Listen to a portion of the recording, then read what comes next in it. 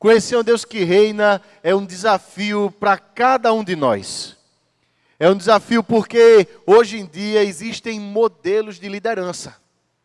Hoje em dia, impulsionados pelo mercado, pelas redes sociais, existem padrões de pessoas que, em última análise, vão reinar, vão liderar sobre cada um de nós. Ao longo dos séculos não foi diferente. A gente vê que sempre houveram líderes e sempre houveram modelos de liderança. E dentro desses modelos, seus próprios valores, sua própria ética, sua própria moral, seu próprio Messias. No final das contas, o ponto de convergência ao longo dos tempos sobre liderança é que líder é essa pessoa que exerce uma influência maior sobre as outras pessoas. Só que essa influência, ela é, por sua vez, influenciada por todo um contexto cultural existente. Esse líder é esse alguém que, no final das contas, influencia e que corre o risco de, por sua vez, estar sendo influenciado pela cultura ou por coisas que estão para fora do líder, mas que esse líder agora interioriza e dessa vez ele projeta sobre as outras pessoas. E olha, meus irmãos, deixa eu dizer isso de cara. O líder, ele sempre vai projetar aquilo que está no coração dele sobre os seus liderados. E esses liderados, de alguma forma, de alguma maneira, eles vão se apropriar, eles vão introjetar isso que o líder acredita. E ao mesmo tempo, esses liderados, de alguma maneira, em alguma forma, eles vão expressar tudo aquilo que o líder dele diz ser certo, ser errado, ser caminho e ser bom. Não foi diferente na vida de Davi. E a gente vai ler um salmo da autoria dele. E esse salmo que Davi escreve, ele escreve sobre a liderança de Saul, a sombra dessa liderança, com seus próprios valores, com seus próprios conceitos, com as suas próprias distorções, com a sua própria forma de pensar e de influenciar. Estou falando do Salmo 131. Vamos ler comigo? São 3 versículos apenas, meus irmãos. 3 versículos.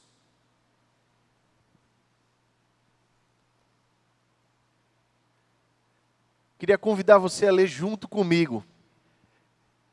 Bem alto, bem bonito. Salmo 131. 3 versículos apenas, mas de ensinamento profundo para a gente. Diz assim a palavra de Deus, todos juntos. Senhor, não é soberbo o meu coração, nem altivo o meu olhar. Não ando à procura de grandes coisas, nem de coisas maravilhosas demais para mim. Pelo contrário, fiz calar e sossegar a minha alma, como a criança desmamada se aquieta nos braços de sua mãe, como essa criança é a minha alma para comigo. Espero, ó Israel, no Senhor, desde agora e para sempre. Vamos orar? Deus, a Tua palavra é maravilhosa, Deus. A Tua palavra é cheia de ensinamento, Pai. E a gente é tão pequeno.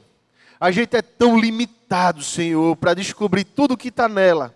Mas ao mesmo tempo a gente encontra no Senhor toda a liberdade. A gente encontra no Senhor um Pai que quer nos aconselhar. A gente encontra no Senhor esse ser de completa sabedoria. Então dá, Pai, que nessa noite a gente possa, Pai, ouvir a Tua voz na Tua palavra. Dá, Pai, a bênção, Pai, da gente ter certeza de que é o Senhor que está falando com a gente, Deus. Somos submissos ao Senhor, Pai. Estamos entregues à Tua palavra, estamos entregues a Teu senhorio, Deus.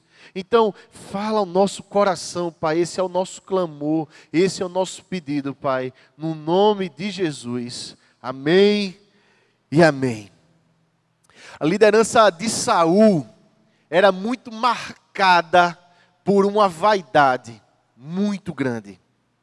Liderança de Saul, a gente pode dizer que era uma liderança profundamente narcisista. Essa pessoa que era apaixonada pelo próprio reflexo.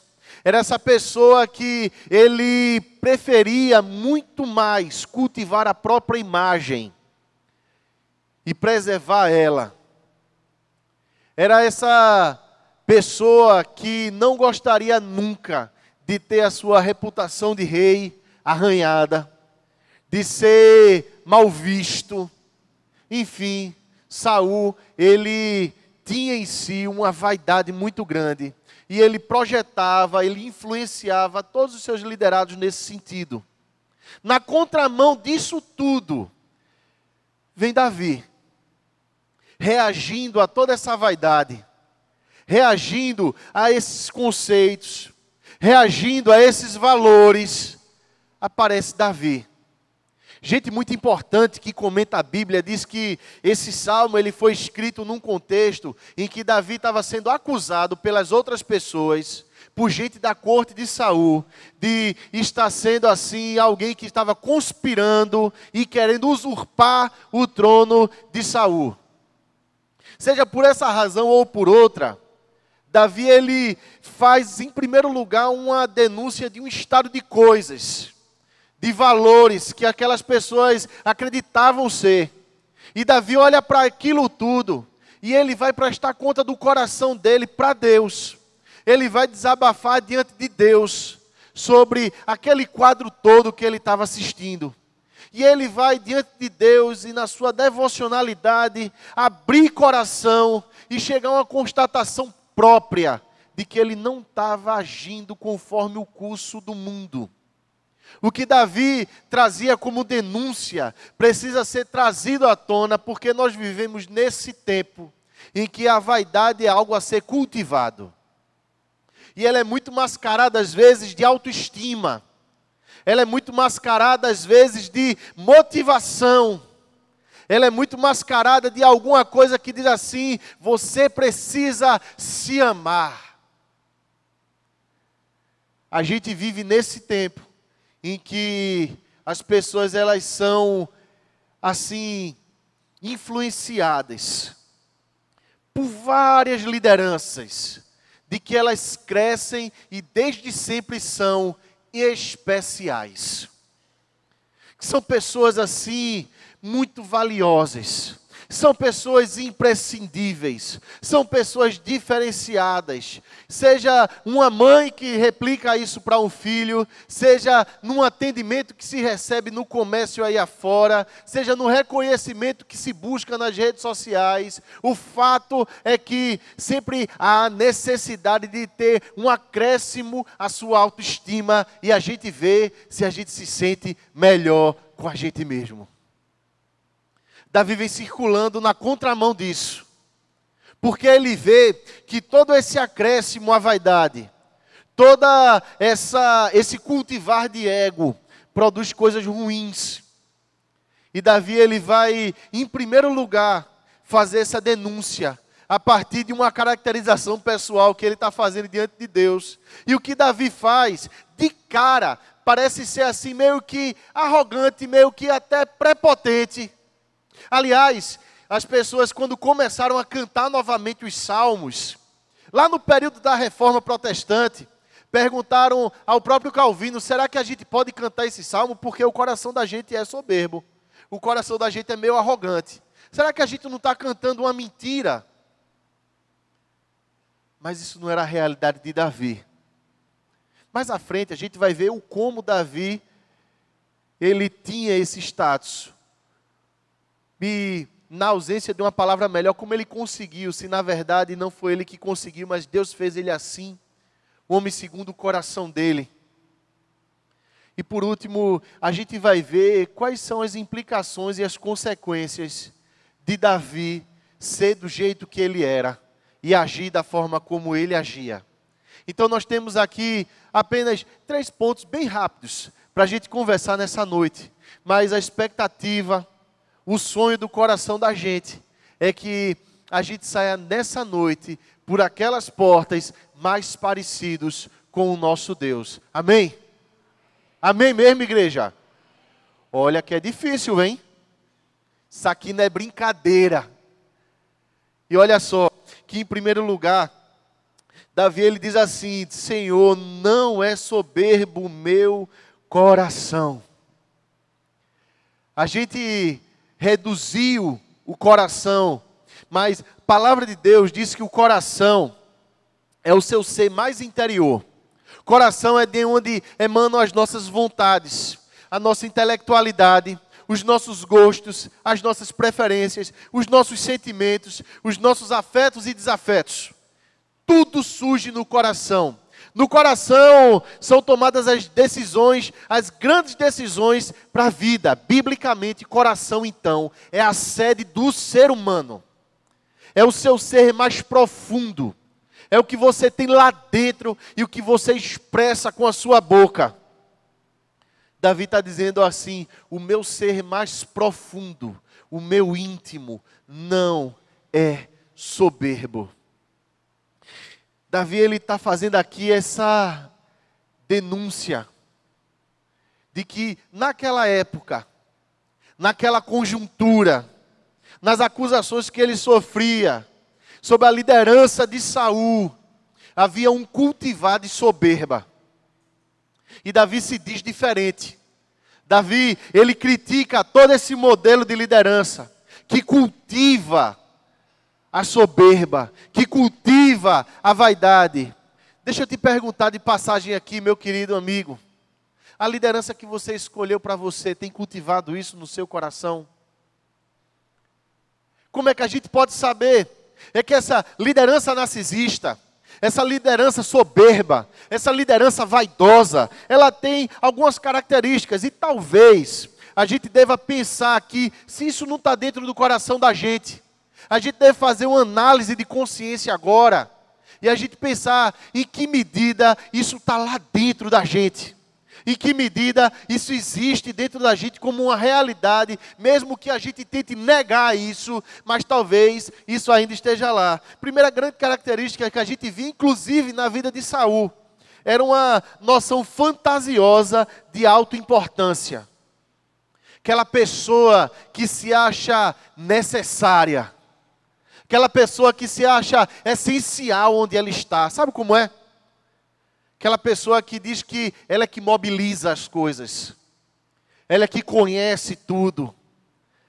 Ela é a mais coerente. Ela é a primeira a querer se posicionar em tudo. Ela sempre tem uma opinião formada, sempre tem uma citação inteligente para colocar nas redes sociais. Sempre tenta convencer todo mundo de que o ponto de vista dela é o mais coerente em toda e qualquer circunstância. É uma noção de autoimportância. Interessantemente autocentrado, apesar de muitas vezes essa mesma pessoa dizer assim: não olhe para mim, olhe para Deus. Mas chama uma atenção para si gigante. Porque, na verdade, a segunda característica dessa pessoa é que ela é extremamente preocupada com o status dela. Atenção, eu não estou falando de testemunho. Eu estou falando de status. Daquela pessoa que é preocupada com a imagem dela. Que é preocupada com como os outros vão achar, o que os outros vão achar de mim. Como os outros vão fazer juízo de mim. Se me verem falando isso ou aquilo.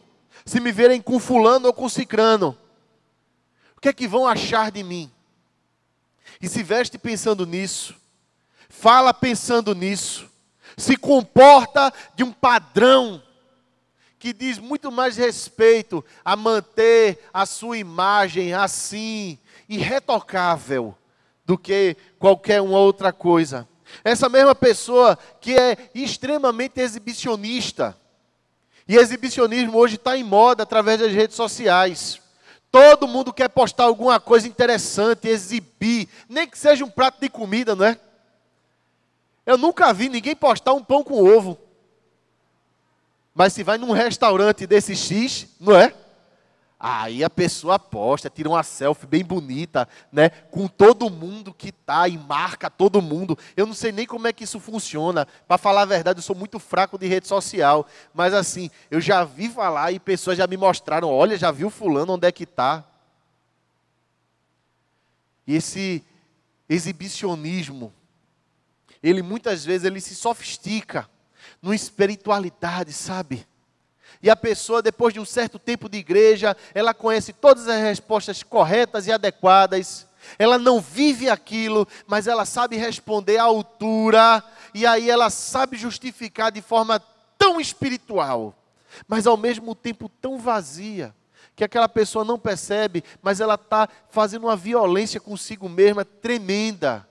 E aos poucos ela vai se quebrando nessa história daí. E como é que a gente sabe que a pessoa vai se quebrando? É porque essa mesma pessoa que é tão interessada nesse exibicionismo, é essa pessoa que se ressente demais diante de críticas ou até da indiferença de alguém. É quando essa pessoa chega que todos têm que se levantar e falar e cumprimentar e abraçar. Aquele ser tão essencial que chegou, aquela figura messiânica que está invadindo aquele local e dando assim um ar da sua graça para todos que estão ali presentes. Já viu gente assim? Já conheceu gente assim? Já conheceu alguém assim que se ressente com qualquer coisa?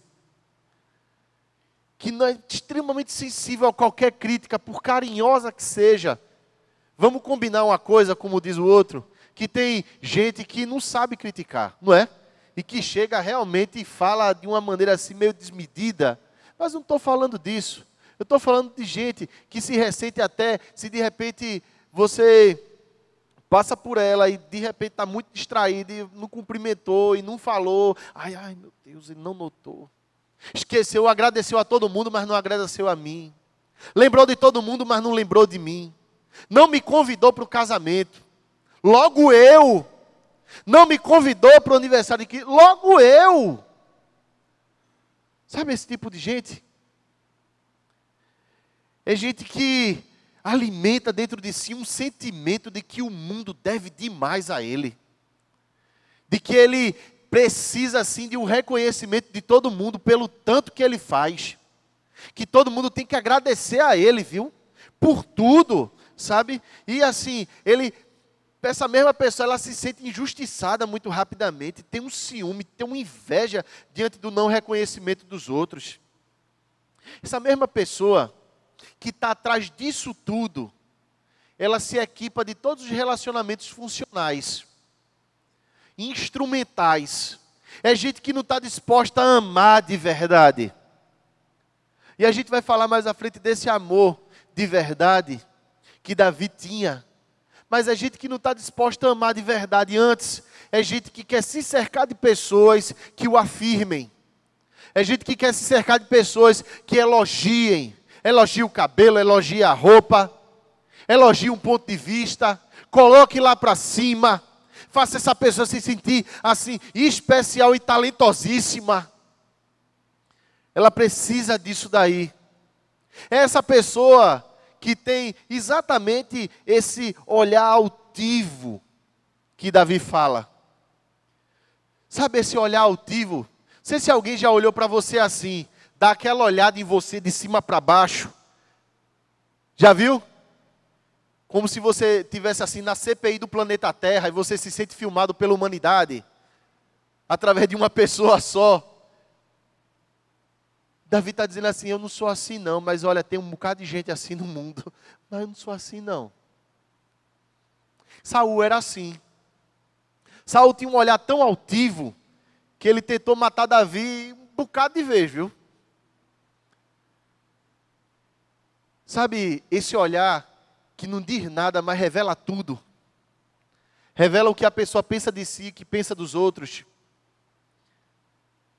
Davi está dizendo assim, eu não sou assim não. Porque eu sei que eu sou crente. E crente não é assim não.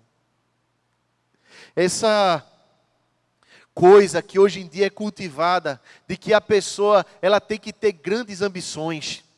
Ela tem que sonhar alto. Ela merece mais.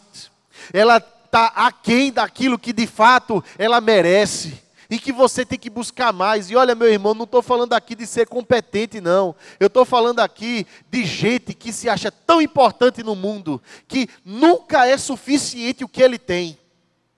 Ele sempre está de olho no que o outro tem, e quando ele olha para si, ele acha que tem pouco, que falta. Ele não dá graças pelo que ele tem. Antes ele olha pelo que tem e ele diz assim: eu quero mais. Eu quero mais. E Davi está dizendo assim: eu não ando à procura de grandes coisas. Davi estava dizendo assim, em outras palavras: esse negócio de ser rei nunca foi muito comigo. A minha vida era ser pastor. Era no máximo matar um leão, matar um urso, um negócio que todo pastor faz. Sabe como é? Mas que ele não estava atrás de reconhecimento nenhum. Ele estava vivendo a vida dele, tocando a harpa dele, curtindo aquela solidão bem acompanhada dele, na presença de Deus, lá junto com as ovelhinhas dele, estava bom demais. Aí agora, de repente, Davi está sendo até acusado de querer usurpar o trono.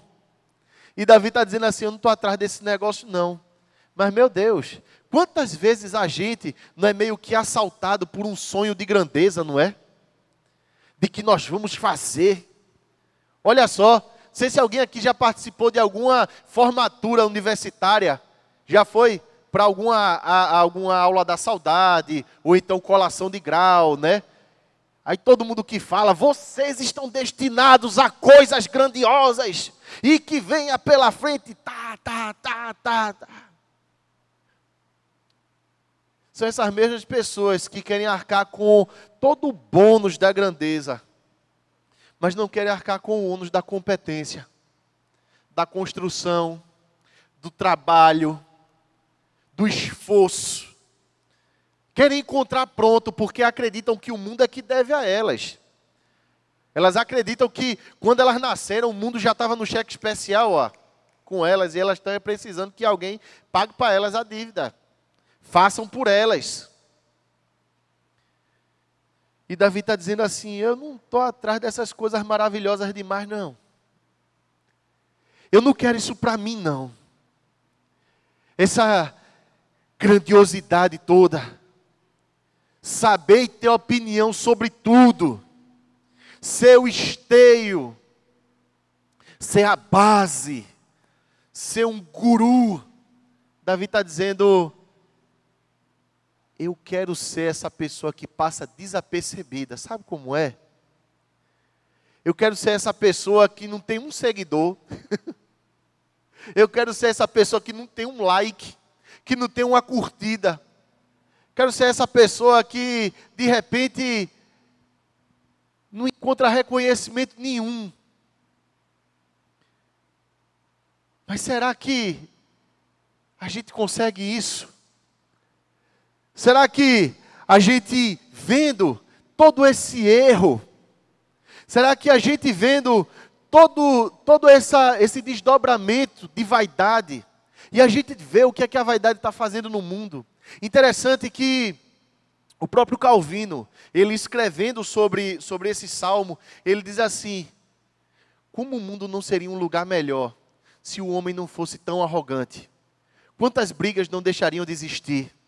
Quantas divisões não deixariam de haver?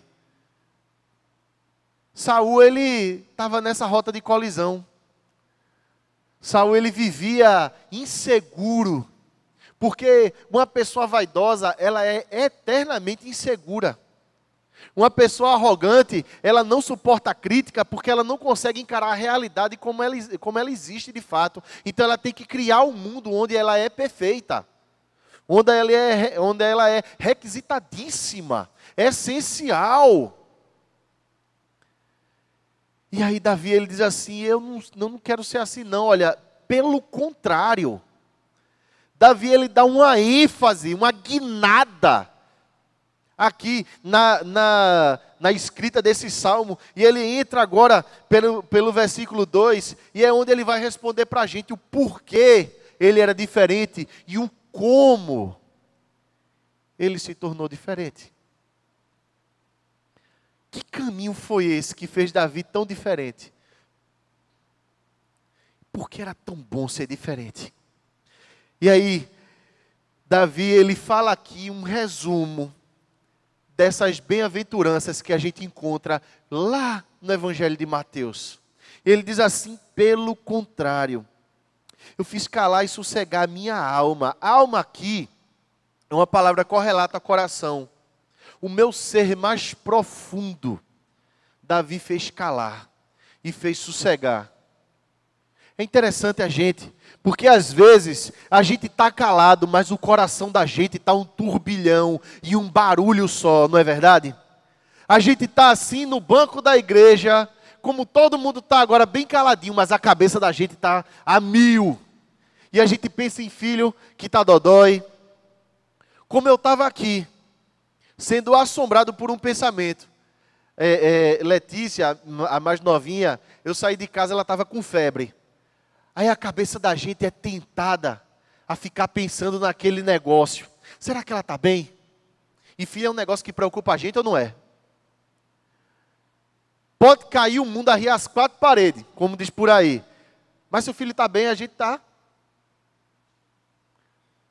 E esse negócio fica ali me rondando, rapaz, me assombrando. Eu estou abrindo o coração aqui com meus irmãos, que eu fiz um negócio aqui, que eu disse assim, meu Deus, eu estou na tua presença, eu estou na igreja, faz a minha alma sossegar e calar.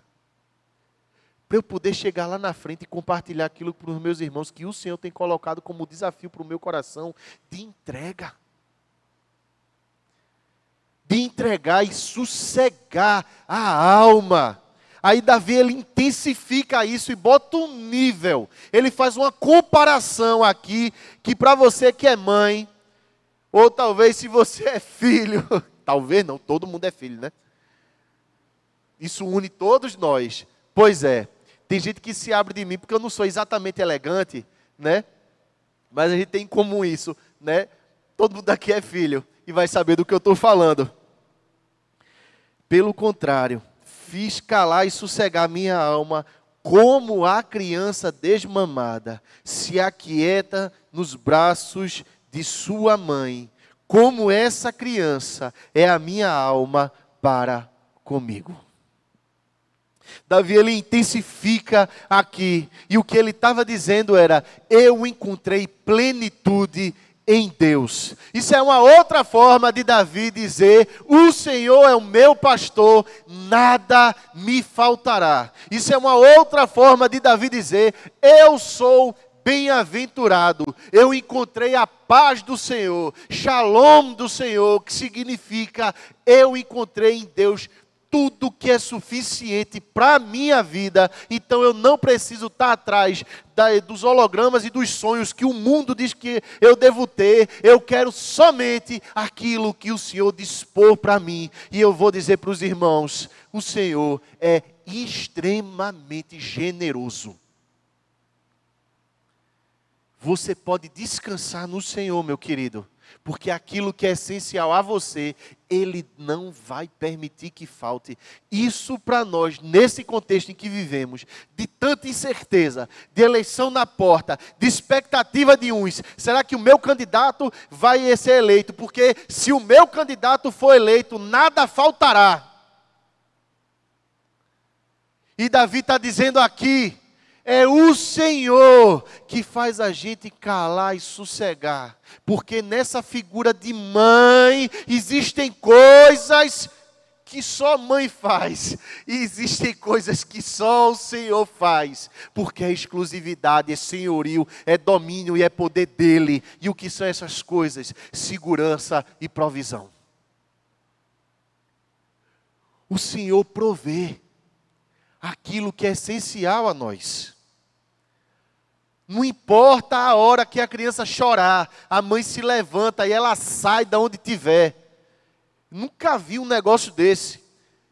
Às vezes eu não estava nem ouvindo, estava nem perto, mas Mariana fazia assim, Sofia está chorando, e ela saía, e ela estava mesmo. Vai saber como é que é isso? Sei lá, um Wi-Fi materno, eu não sei o nome disso daí. Um Bluetooth, não sei como é, que tecnologia é essa, mas eu sei que ela tinha essa coisa. E chegava lá e Sofia estava chorando, uma gritaria, meu Deus, mas era somente alimentar. E o sossego, e o colo, e a segurança. Então é interessante que criança, quando se perde, a primeira coisa que ela procura é a mãe. Se a mãe tiver, ela pode estar onde tiver, tá bom. Aliás, já que eu falei de Mari, Aconteceu uma coisa assim, heróica, né? Com o Mari essa semana. Porque mãe tem dessas coisas, só para ilustrar. Não foi trela dessa vez. Sofia, ela puxou a porta do guarda-roupa e o guarda-roupa caiu em cima dela, porque o pé quebrou. Imagina, Sofia tem 1 metro e um biscoito e eu estava tomando banho.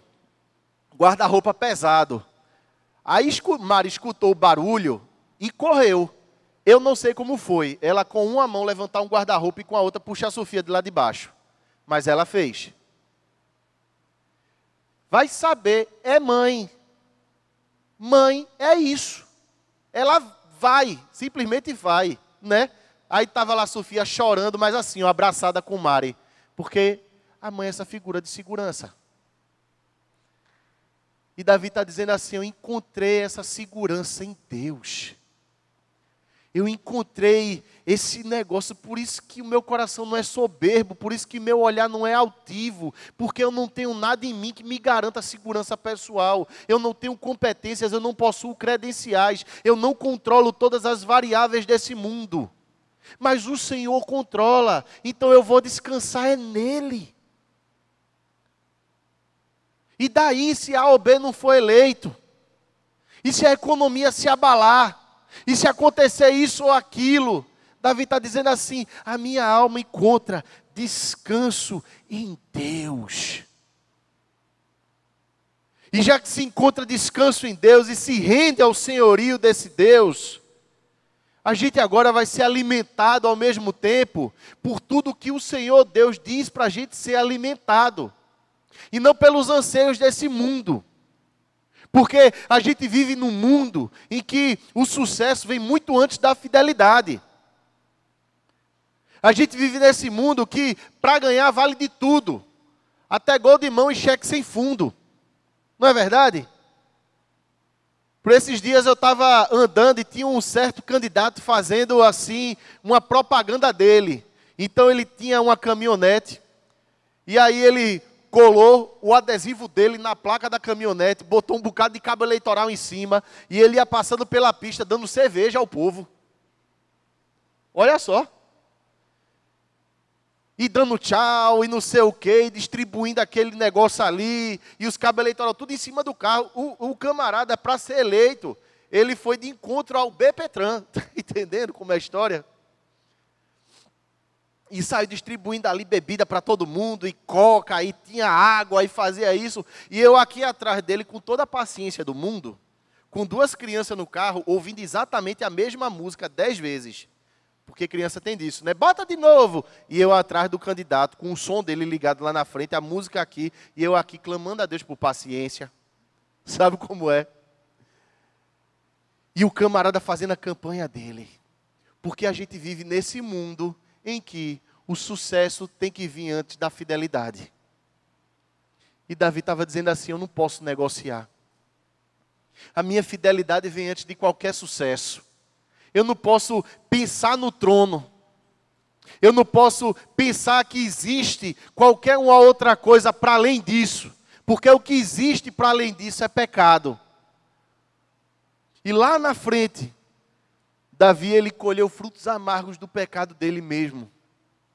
E meus irmãos, eu não estou querendo levantar nenhum voto aqui, e nenhuma palavra assim do tipo, você vai cair, o castigo de Deus está sobre você. Mas uma coisa que a gente tem que encarar de frente, meus irmãos, é que todas as vezes que o ser humano decide no seu coração, que ele sabe todas as coisas, que ele não depende de ninguém, que ele já tem idade e experiência para saber que rumos a vida dele deve tomar, é exatamente nesse momento daí, da arrogância, da prepotência, desse desassossego de alma, que ele está comprando um passe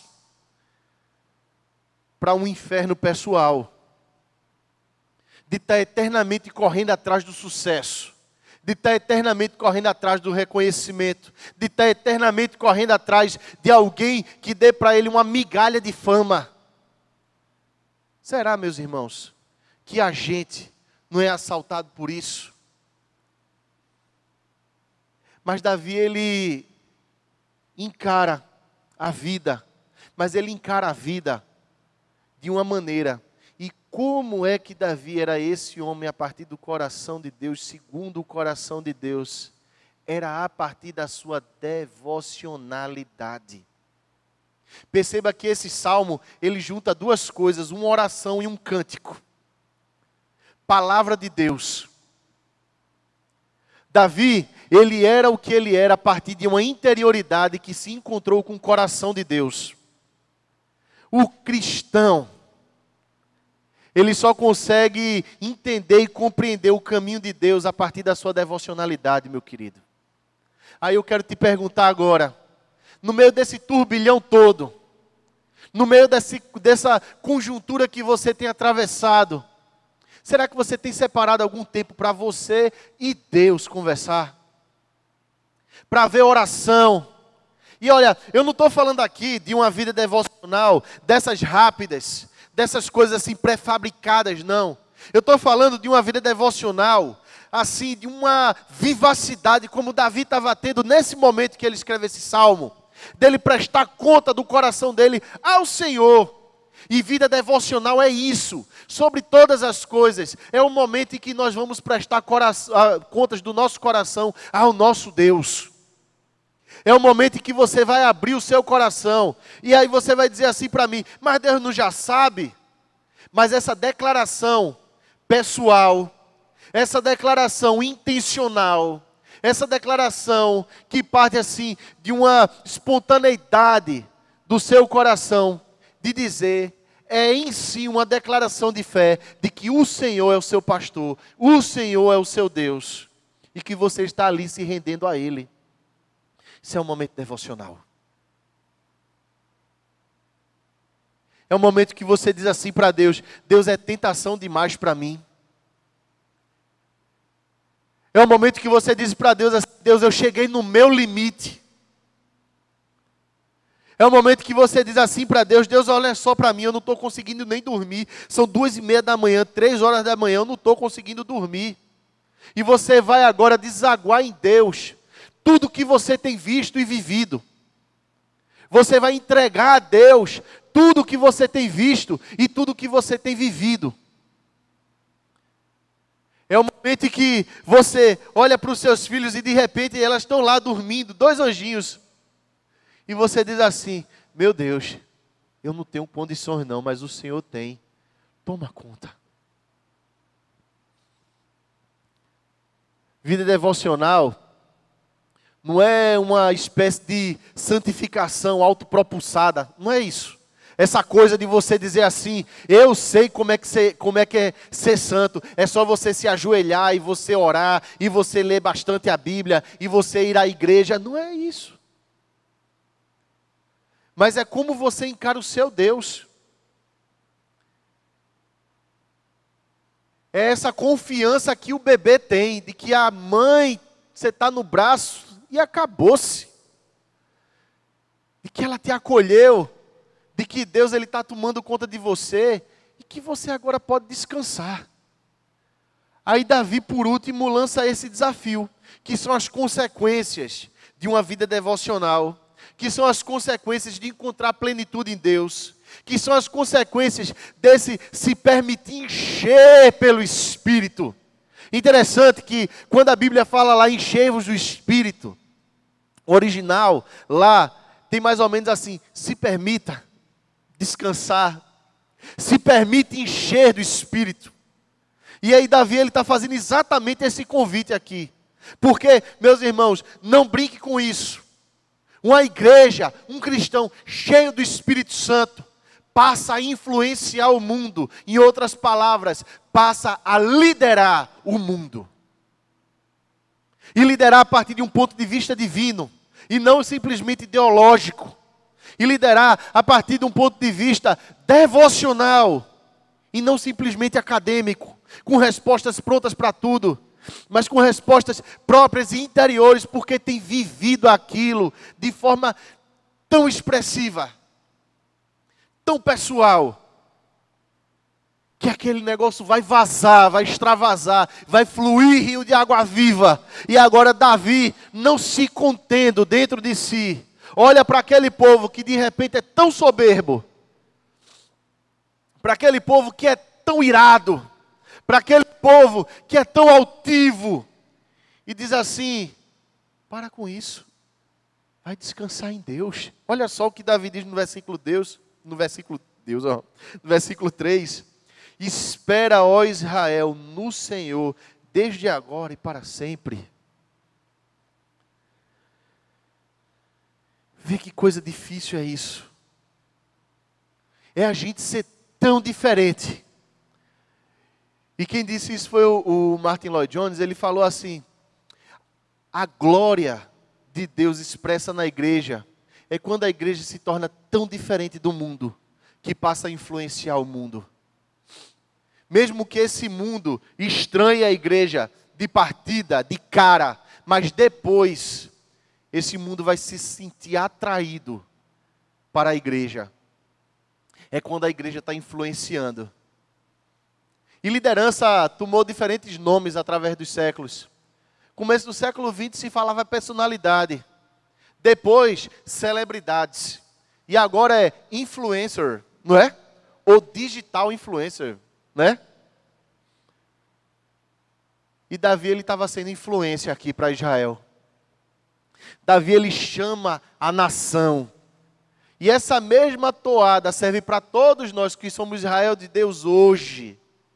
Porque Davi, ele diz assim: descansa ou espera, ó Israel, no Senhor, desde agora e para sempre. Esperar passa a sensação da gente de desmobilização, não é? Porque a gente é tão compulsivo por fazer, mas a gente não nota que quando a gente está pensando que está fazendo algo para Deus, a gente é que está sendo feito. A gente não nota que quando a gente pensa que está fazendo um exercício devocional, ali é que a gente está sendo talhado por Deus, moldado por Deus. É ali onde o nosso coração está sendo quebrado por Deus. É ali onde a gente está encontrando rendição diante de Deus. É ali onde a gente está encontrando verdadeira humildade. Então, essa espera é, antes de mais nada, um ato de humildade. Da gente dizer assim: Deus, eu não consigo, mas eu vou esperar naquilo que o Senhor vai fazer. E Davi foi um instrumento de Deus na vida de Israel.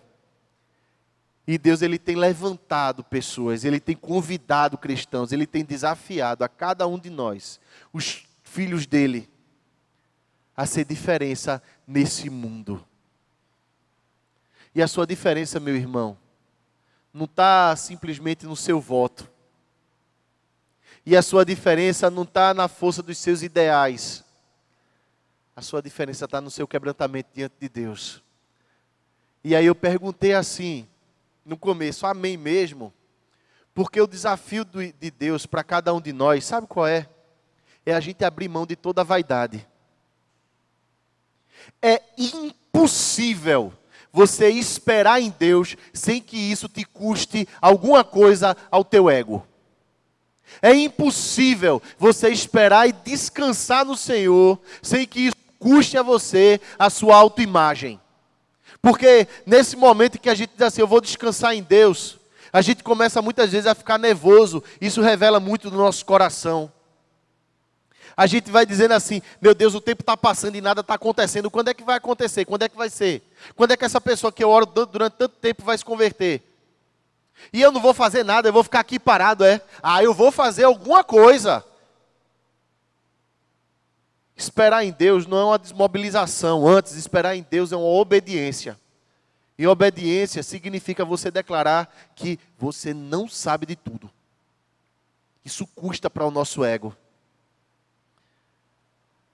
Aí eu quero te perguntar, e você vai responder aí no seu íntimo: você está disposto a abrir mão de toda a sua vaidade? Você está disposto a se calar e a sossegar? Você está disposto a sofrer o dano? Porque o que Davi estava fazendo aqui era sofrendo o dano. Era amando uma nação substitutivamente. Isso é o amor verdadeiro. É o amor da cruz. Porque Davi via um povo altivo. Davi via um povo vaidoso, arrogante. Mas Davi está fazendo um convite a todos se quebrantarem. E olha que coisa difícil foi isso durante toda a história de Israel. Fazer o povo se quebrantar. O povo não queria. Será que a gente, por nossa vez, vai querer? Só que isso daí da nossa parte implica a gente amar um ao outro verdadeiramente. Esse convite da espera no Senhor é um convite, ao mesmo tempo, pela unidade do povo de Israel. E a gente amar, apesar das diferenças que nós temos de uns para com os outros.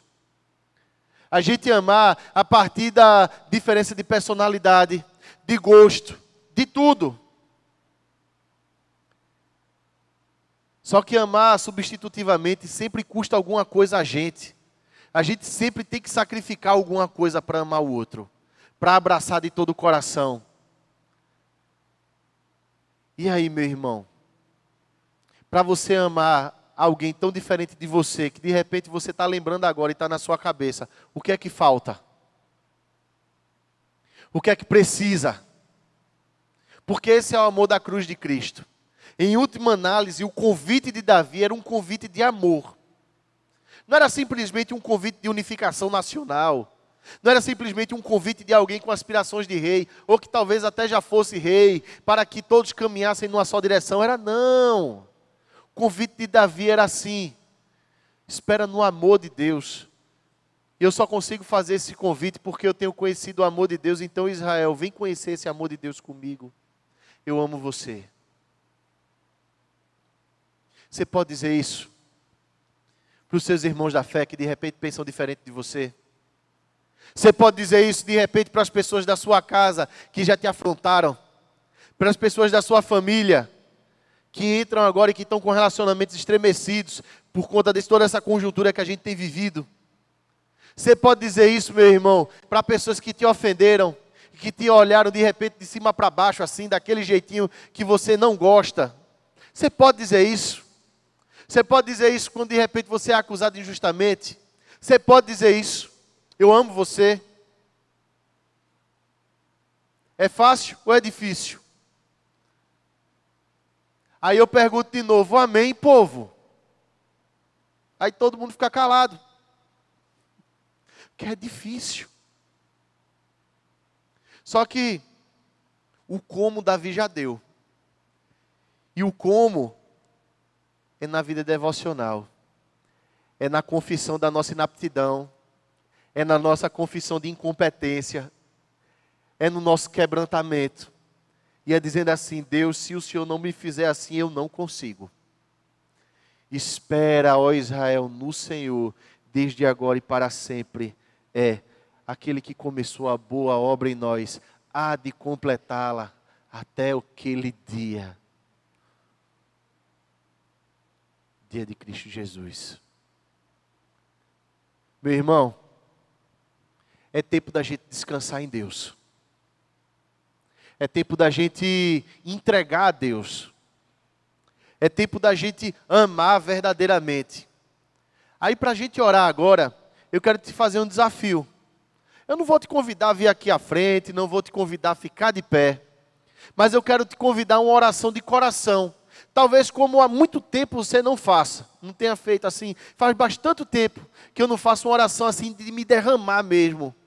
De expressar as minhas dificuldades diante de Deus.